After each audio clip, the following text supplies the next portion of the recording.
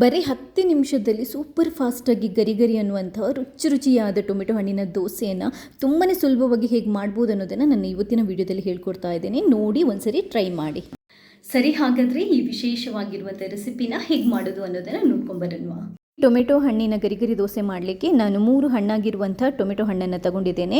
ಇದನ್ನ ಈ ಥರ ಕಟ್ ಮಾಡ್ಕೊಳ್ಳಿ. ಸ್ವಲ್ಪ ಮೀಡಿಯಮ್ ಸೈಜ್ಗೆ ಕಟ್ ಮಾಡಿಕೊಂಡು ನಾವಿದನ್ನ ಒಂದು ಮಿಕ್ಸಿಗೆ ಹಾಕಿಬಿಟ್ಟು ನೈಸ್ ಪೇಸ್ಟಾಗಿ ಗ್ರೈಂಡ್ ಮಾಡ್ಕೋಬೇಕಾಗುತ್ತೆ, ಅಂದರೆ ರುಬ್ಕೋಬೇಕಾಗುತ್ತೆ. ನೋಡಿ, ಈ ಥರ ಪೇಸ್ಟ್ ಆಗಬೇಕು. ಇದನ್ನ ಒಂದು ಮಿಕ್ಸಿಂಗ್ ಬೌಲ್ಗೆ ಹಾಕ್ಕೊಳ್ಳಿ. ಪೇಸ್ಟನ್ನು ನೀರೇನು ಹಾಕಬಾರ್ದು ರುಬ್ಬುವಾಗ.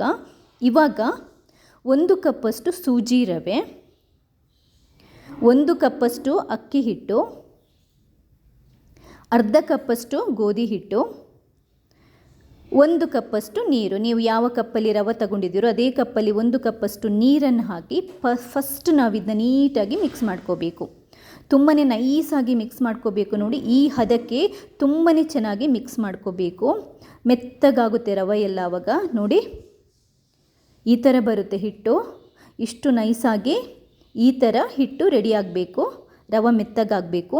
ಇವಾಗ ಇದಕ್ಕೆ ಒಂದು ಸ್ವಲ್ಪ ಕೊತ್ತಂಬರಿ ಸೊಪ್ಪು, ಒಂದು ಚಿಕ್ಕ ಕಪ್ಪಲ್ಲಿ 1 ಕಪ್ಪಷ್ಟು ಮೊಸರು, ಒಂದು 4-5 ಸ್ಪೂನ್ ಮೊಸರು, 2 ಹಸಿಮೆಣಸಿನ್ಕಾಯಿನ ಕಟ್ ಮಾಡ್ಕೊಂಡು ಚಿಕ್ಕದಾಗಿ ಕಟ್ ಮಾಡ್ಕೊಂಡು ಹಾಕ್ಕೊಂಡಿದ್ದೇನೆ.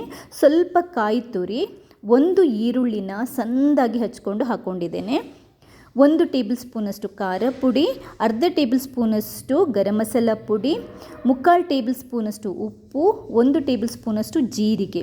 ಇಷ್ಟನ್ನು ಹಾಕ್ಕೊಂಡು ಮತ್ತೆ 1 ಕಪ್ ನೀರನ್ನು ಹಾಕ್ಕೊಳ್ಳಿ. ನೀರನ್ನು ಹಾಕ್ಕೊಂಡು ಇವಾಗ ಈ ಮಸಾಲೆ ಇಂಗ್ರೀಡಿಯೆಂಟ್ಸ್ಗಳನ್ನೆಲ್ಲ ನೀಟಾಗಿ ಕಲಿಸ್ಕೊಳ್ಳಿ. ನೀಟಾಗಿ ಒಂದ್ಸರಿ ಕಲಿಸ್ಕೊಳ್ಳಿ. ಮಸಾಲೆ ಇಂಗ್ರೀಡಿಯೆಂಟ್ಸ್ ಎಲ್ಲ ನೀಟಾಗಿ ಮಿಕ್ಸ್ ಮಾಡಬೇಕು. ಇವಾಗ ನಾವು ಆಲ್ರೆಡಿ 2 ಕಪ್ಪಷ್ಟು ನೀರನ್ನು ಹಾಕ್ಕೊಂಡಿದ್ದೇವೆ.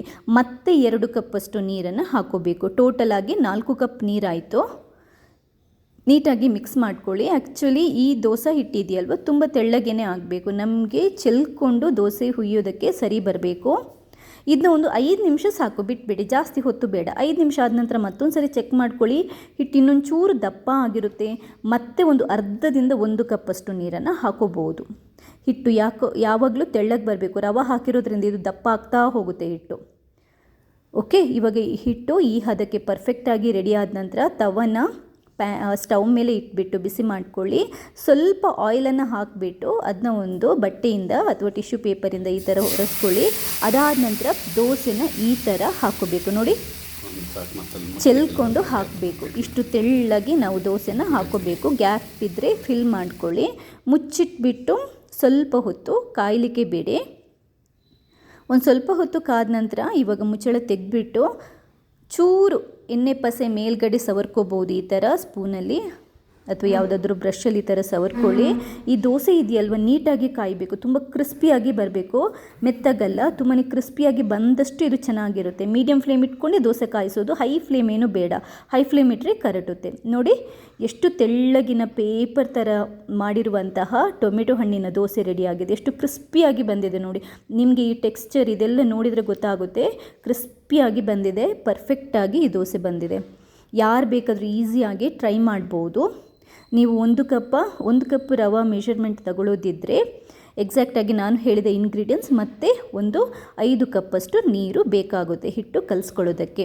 ಇದಕ್ಕೆ ಇದೆಯಲ್ವಾ ಕಾಯಿ ಚಟ್ನಿ ಒಳ್ಳೆ ಕಾಂಬಿನೇಷನ್. ಬಿಸಿ ಬಿಸಿ ಇರುವಾಗಲೇ ತಿನ್ನಬೇಕು. ಕ್ರಿಸ್ಪಿಯಾಗಿರುವಾಗಲೇ ತಿಂದರೆ ಅದರ ಮಜನೇ ಬೇರೆ. ರೆಸಿಪಿ ಇಷ್ಟ ಆದರೆ ಲೈಕ್ ಮಾಡಿ, ಹಾಗೆಯೇ ಬೇರೆಯವರಿಗೆ ಶೇರ್ ಮಾಡಿ. ನನ್ನ ಈ ಪ್ರಯತ್ನನ ಇದೇ ಥರ ಸಪೋರ್ಟ್ ಮಾಡ್ತಾನೆ ಇರಿ. ಥ್ಯಾಂಕ್ಸ್ ಎಲ್ರಿಗೂ.